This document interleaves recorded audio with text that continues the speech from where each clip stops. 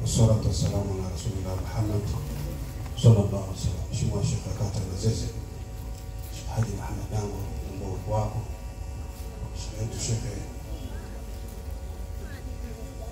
Sheikh Ibrahim Hanje, kwa mimi kule bahati na uwezo wangu alinielea. Kuna nafanya jambo na kosea rangi, kipatia laki Sheikh Ibrahim. Lakini mimi mwana wa chuo wetu, mimi nishindwa kuzungumza sana, lakini hapa Manzese mwana wa chuo au wana chuo wa Manzese Murati bado sijajua. Ila kwa hapa tunaye mwana chuo. Si mwingine ni Sheikh Baruku. Sheikh wetu mkubwa sana. Mimi wakati niko pale Darul Ulumi, nilikuwa mwalimu wa Kiarabu, si ndivyo? Mimi na Sheikh Baruku tulipeana mambo mawili. Mimi nikwambia kama mimi somo hili la mirathi sina. Sheikh Baruku ananiambia mimi ni Kiarabu. Kwa tulikuwa tukiishi mimi na Sheikh Baruku upande na kwa mwanafunzi wa mirathi na upande na mimi na Kiarabu changu. Mimi najua Kiarabu nacho, najua hiyo. Kwa hiyo Sheikh Baruku kwa upande mimi anakuwa mwanafunzi, upande pia mimi nakuwa kwa mdogo tunapeana. Ninachukua mirathi, anachukua lugha ila siri ila mimi naitoa hadharani. Kwa hiyo katika mashaka ambayo pia niko karibu sana Sheikh Baruku sana, ila watu hawajui. Lakini mtambua uwepo wakati wangu wakati ya Borahati Ustadh Hashim upo, tambua uwepo wa mwenyekiti wa wilaya vijana Ustadh Abubakar Hanje, tambua mwenyekiti wa walimu wa dini wilaya ya Ubungo Sheikh Muhyiddin Ahmad Mluguru mwenzangu wote tolabu. Lakini tambua uwepo wa Sheikh Ismaili imamu mwanafunzi wangu, lakini maneno mengi yale sikufundisha, yale mengine mwenyewe anazidisha, lakini naye katika wanafunzi wangu yumo na mimi na wanafunzi kama nilikuwa Sheikh Baruku.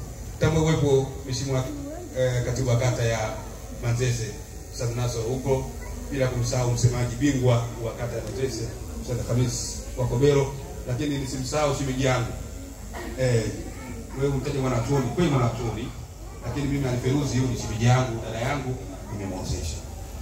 Lakini nitambue uwepo wa Sheikh Ali Mnyamike imamu mkuu wa Masjid Taufiki, lakini mheshimiwa mtarajiwa wetu Sheikh Ali Ibn Hanje. Mimi natamani huyo ajuane kale, natamani kale hao. Waheshimiwa wote mliohudhuria itifaki imezingatiwa. Mimi nimepewa dakika 10, mimi nitasikata dakika 5 sababu katika wanaokuja hapa, wao msafara unakuja hapa, mimi ni vijana wangu. Vijana wanakuja hapa kwa mheshimiwa Milambo. Wale wote 20 ni vijana wangu mimi. Vijana wangu wanakuja hapa. Na mimi na wanafunzi nao. Lakini mimi pia ni mwenyekiti wa Luguru mkoa wa Dar es Salaam, lakini pia ni msomaji wa hutuba ya lugha ya Kiarabu Dodoma. Mpaka leo bado nafasi yangu haijapata mwingine. Bwana Mirambo, ukiona mimi nitembea kifambele, mimi nataka Dodoma na kuwakilisha Luguru zako. Ule mimi ndio msomaji wa hutuba wa lugha ya Kiarabu tu wilaya Dodoma, sio kata, wilaya. Na kama kibeba mimi wilaya. Hadi unajua rafiki. Na mwaka nimepigwa simu mapema, andaa Sheikh Mnyamike. Kwa kidogo simuone mtu kaja kawaida. Waislamu nitumie dakika 5 kisha nikae chini.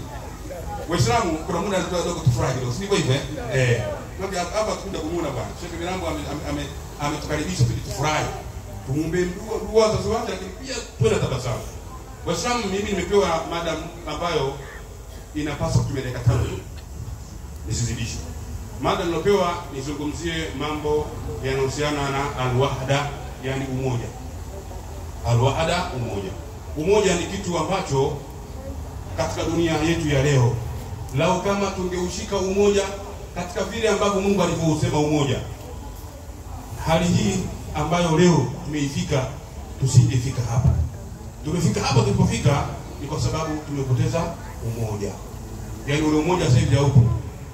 Lakini si dhambi watu kutofautiana madhahibu, kutofautiana desturi zao, lakini sehemu inayoitwa umoja ni lazima tukae pamoja. Wenzetu upande wa pili, upande mwingine wametushinda kwenye hilo.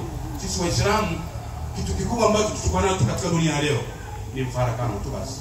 Kila mtu ajiona yeye bora kuliko mwenzake. Hata tunapofika pahala watu kukaa pamoja kudiscuss maendeleo yanayohusiana na sisi Waislamu, hatuwezi kukaa pamoja. Nani amisa kama nani anati. Wewe unajua kama msemaji wa kata hii ya Manzese kujiunga na kiongozi. Lakini kwa kuwa tumeshajenga tabia ya kudharauliana, labda kwa namna vile tunakujuana juana. Yesu kama umenizoea nani Ahmad Kassim mtu gani bwana? Lakini mimi leo nikienda pale Dodoma 15 pale mimi nakaa mbele pale. Unajua wilaya ina watu kaburi 15. Nachukuliwa mimi kaka uko naambiwa ipanda hapo. Sio kati mchezo. Kwa hiyo muhimu tuwe kitu kimoja lakini tushirikiane. Niingie ndani ya mada.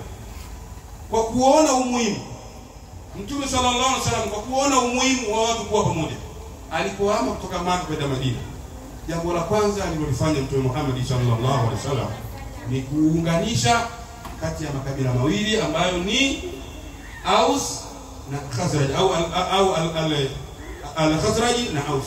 Haya ni makabila ambayo yalikuwa yakigombana miaka yote.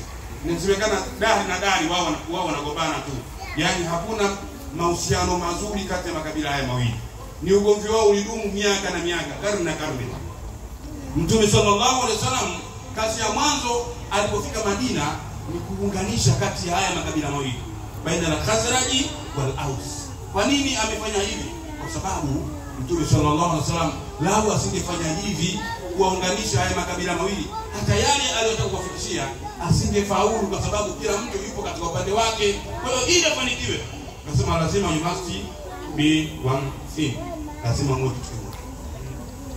Mkiwa kitu kimoja nyinyi, hata haya ambayo Allah alonijalia nikufikisheni mtayafuata na tutafika katika mafanikio. Kwa hiyo Mtume sallallahu alaihi wasallam safari yake ya kufika Madina, kwanza kabisa akawaita al-Khazraj, akawaita al-Ausi, kaeni pamoja. Shida ni nini? Mtume sallallahu alaihi wasallam fa aslaha bainahuma, akasuluhisha kati yao, watu wakaelewana. Huo ndio umoja Mtume Muhammad sallallahu alaihi wasallam anaotaka. Ndipo Mtume sallallahu alaihi wasallam kusema, mathalul mu'minina fi tawadihim wa tarahumihim wa ta'atufihim kamathali jasadi wahidi idha ishtaka minhu 'udhun tadaa lahu sa'irul jasadi bil humma wasar. Hivi ndivyo Mtume Muhammad sallallahu alaihi wasallam alivyokusudia tuishi, akisema mathalul mu'minina, mfano wa waumini, fi tawadihim, katika kule kupendana kwao, wa tarahumihim, na kuoneana kwao huruma, wa ta'atufihim, na kuhuzunukiana kwao, kama faraja sadwa. Basi wao ni kama mfano mwili mmoja tu. Idha shaka minhu ungu, kiungo kimoja kikilalamika maumivu, tadaa lahu sa'irul jasad bil umma wasar, mwili mzima unapata habari. Leo wewe unauma kidole tu, lakini unakuta hata chakula wewe chakula. Haya, mdomo nao unauma kidole, lakini kutokana na maumivu yale yanaunganisha. Muda mwingine hata kusikiliza habari pendi kusikiliza, lakini kinachouma sio masikio wala si macho, ni kidole tu. Kwa hiyo Mtume sallallahu alaihi wasallam akatoa mfano huo kwamba tuwe kama mfano wa kiungo kimoja ambacho kikilalamika maumivu, basi sawa na mwili mzima mfanyaji umeumwa. Mimi na ndugu yangu Sheikh Muhyiddin Ahmad tunashirikiana vizuri sana na tunaheshimiana, mpaka kuna muda mwingine mpaka najisikia raha katika mambo yetu kama mazuri, lakini mimi na vyo vingi mabaya. Fuata baadaye nitakwambia kwa mambo mengine nasiri. Kwa hiyo huu ndio Uislamu unatakiwa tuishi hivyo. Ndipo Mtume sallallahu alaihi wasallam aliposema al-jama'atu rahma wal firqatu adhabun. Umoja ni rehema. Mnapokuwa watu katika sehemu ya umoja, na rehema ya Mwenyezi Mungu inafanyaje? Inakwenda, inakuwepo palapo. Lakini pale mtengano unapokuwepo, ni adhabu ya Allah, na inafanya nini? Inaingia. Ndio maana leo unaona mambo yetu tunapofanya Uislamu hayafiki mwisho kwa sababu ya unafiki tulikuwa nao. Lakini unafiki unakuja kwa sababu ya nini? Ya mtengano, kutokubali tukua kitu hicho kimoja. Lakini ndio mwingine inawezekana tu kule kutofautiana tu, labda huyu anafunga kesho, huyu anafunga leo, huyu mwenyewe atakwambia. Mtume sallallahu alaihi wasallam amesema saumu yaumi Arafa. Huyu mwingine naye anakuja hadithi yake anakwambia saumu yaumi wuqufi Arafa. Wewe umetoa wapi? Ipo tu. Kwa hiyo tutofautiana hapo. Huyu anasema tufunge siku ya Arafa, mwingine anakuambia tufunge saumu yaumi wuqufi Arafa, tufunge kisimamo, si ndivyo? Lakini mwingine anakwambia mimi leo ukiniuliza nifungeje, nitakwambia mimi nifunge siku ya Arafa. Mimi ukiniuliza sababu hii saumu yaumi wuqufi Arafa sijaiona katika kitabu, labda mwalimu wangu Sheikh Baruku kama kaiona hiyo, ila mimi kwa elimu yangu chache sikuona hadithi inayosema saumu yaumi wuqufi Arafa, hii sikuiona. Ila hadithi naona mimi saumu yaumi Arafa, tufunge siku ya nini? Kwa nini? Haya, Leo Maka ikafika hatua, tuna miaka miwili tulikaa na corona, si ndio? Hatukuiji Maka, si ndivyo hivyo? Sasa kama tunafunga leo kufuata kisimamo haya, hii miaka miwili hii, wale walikuwa wanaweka kifunga, walikuwa wanafunga fatwa na kisimamo hakuna. Kwa hiyo nitajibu huko tu. Saumu yaumi na kesho ndio hotuba yangu hiyo, na nabunguruma huko. Mabibo. Kwa hiyo watu Waislamu, nashukuru wageni hao wanaotarajiwa wameshafika.